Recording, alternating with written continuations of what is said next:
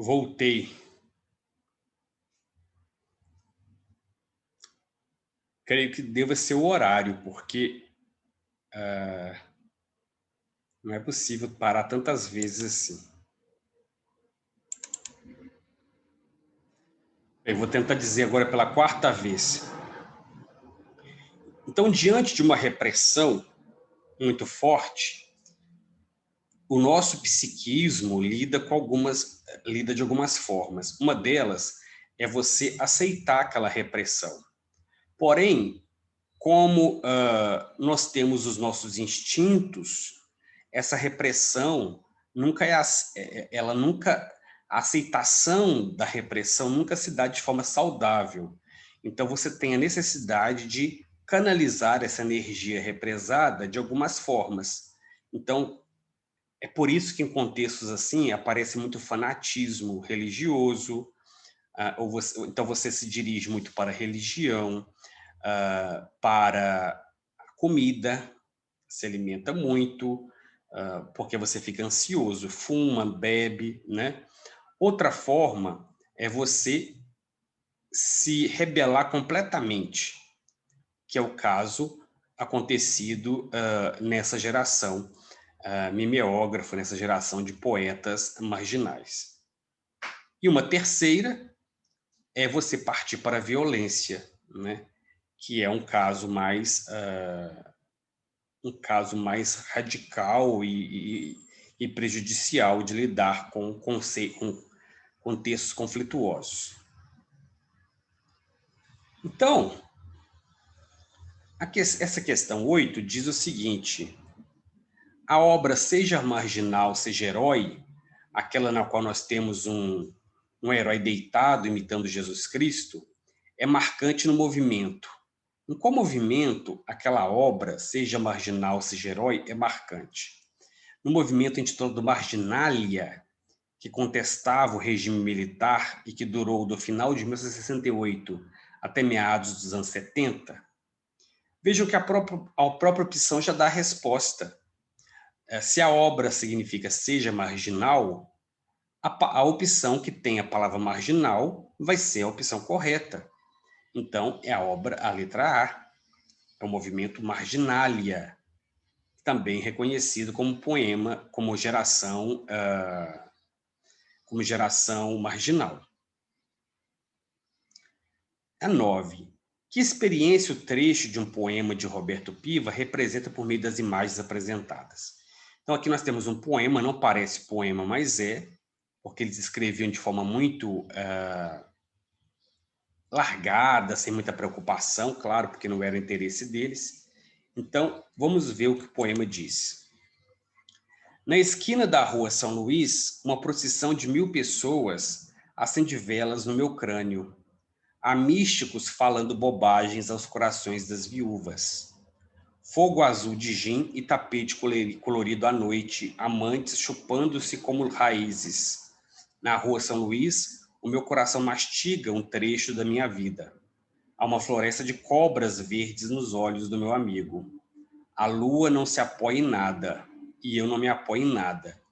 Teorias simples fervem na minha mente enlouquecida. Eu sinto o choque de todos os fios saindo pelas portas, partidas do meu cérebro. Eu vejo putos, putas, putacos, torres, chumbos, chapas, chopes. Vejam que é um poema curioso, no qual o eu lírico vê uma série de fenômenos estranhos, no mínimo estranhos, e completamente fora da realidade. Vê gnomos, vê procissões, luz, cérebro, ele vê tanta coisa estranha, parece que ele não está na realidade, e não está. Quais são as duas situações, tirando a loucura, quais são as outras duas situações que nos fazem sair da realidade? Nós saímos completamente da realidade.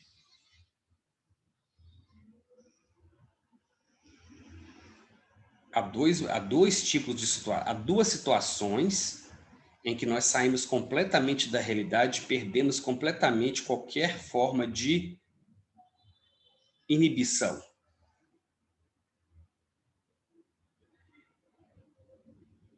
Uma delas nós temos com frequência, a outra nem tanto. Nem tanto, ou às vezes nem nada.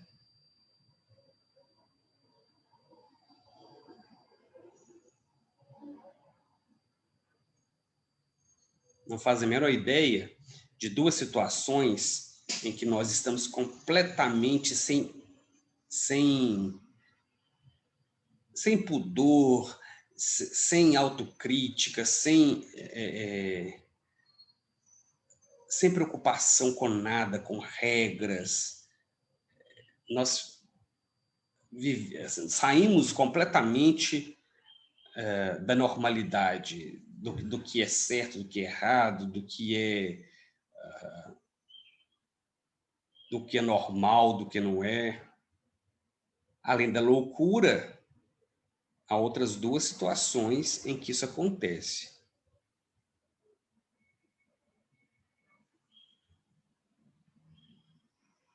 Não sabem dizer? Uma delas é o sonho. Quando você sonha, você está completamente livre de todos os tabus, de todas as regras. Reparem, o sonho é completamente livre. Você sonha coisas assim, inimagináveis, né? O sonho é completa libertação com relação às regras e normas da sociedade. Tanto que, às vezes, a gente tem sonhos assim tão estranhos que a gente nem se reconhece. Pensa, nossa, como que eu sonhei isso? Né?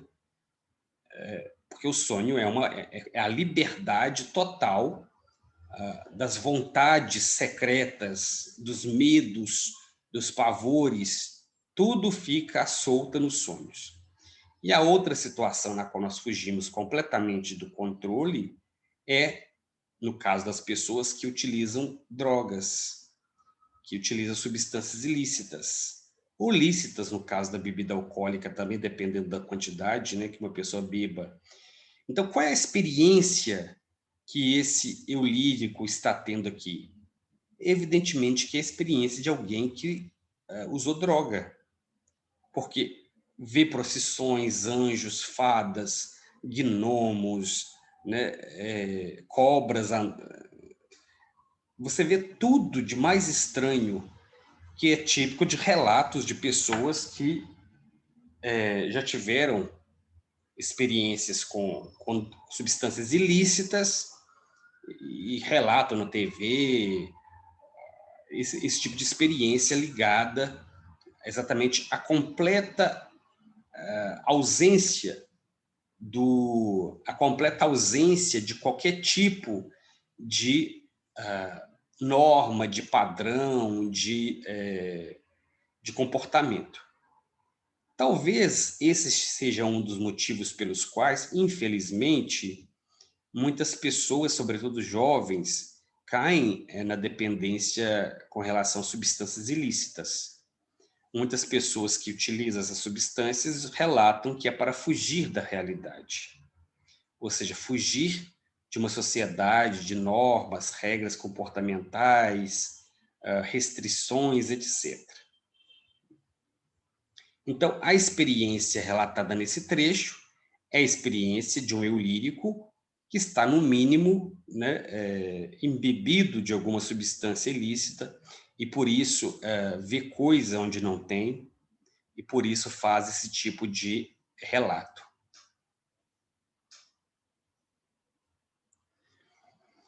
Agora temos aqui outro poema que é para relacionar com essas duas imagens que aparecem abaixo.